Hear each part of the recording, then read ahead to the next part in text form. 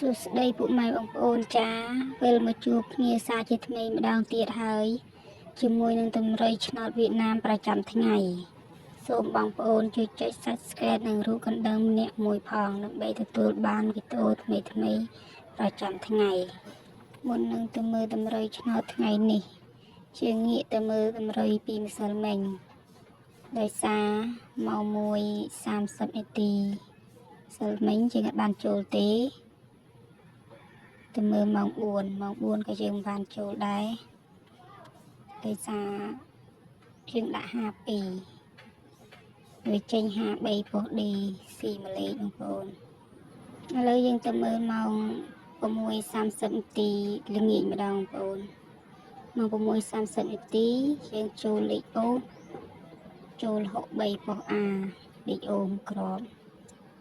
និងលេខត្រេងមួយគ្រាប់48ពោះអាអូក្រោមជាងអត់បានចូលទេដូចខ្ញុំនិយាយអញ្ចឹងបងប្អូនតម្រុយឆ្នោតយើងមិនច្បាស់ 100% ទេឥឡូវយើងងាកមើលតម្រុយឆ្នោតថ្ងៃនេះបងប្អូនថ្ងៃទី18ខែ10ឆ្នាំ2025តម្រុយឆ្នោតយើងមាន3ម៉ោងមានម៉ោង 1:30 នាទីម៉ោង 4:30 នាទីនិងម៉ោង 6:30 នាទីប៉ុស BCD លេខតូចអូខ្ទង់ថ្ងៃនេះយើងមានអូខ្ទង់9និងមានលេខត្រេង4គ្រាប់គ្រាប់ទី1យើងមានលេខ35និងគ្រាប់ទី2មានលេខ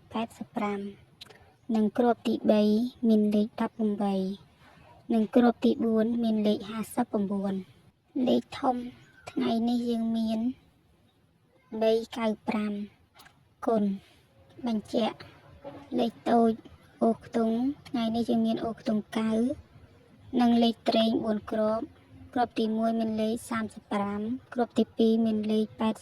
85គ្រាប់ទី3មានលេខ18និងគ្រាប់ទី4មានលេខ59លេខធំថ្ងៃនេះយើងមានលេខ395គុណតម្រុយឆ្នោតប្រចាំថ្ងៃទី18ខែ10ឆ្នាំ2025របស់យើងមានតែប៉ុណ្ណឹងបងប្អូនអាចយកទៅផ្សងសំណាងឬក៏មើលកម្សាន្តបាន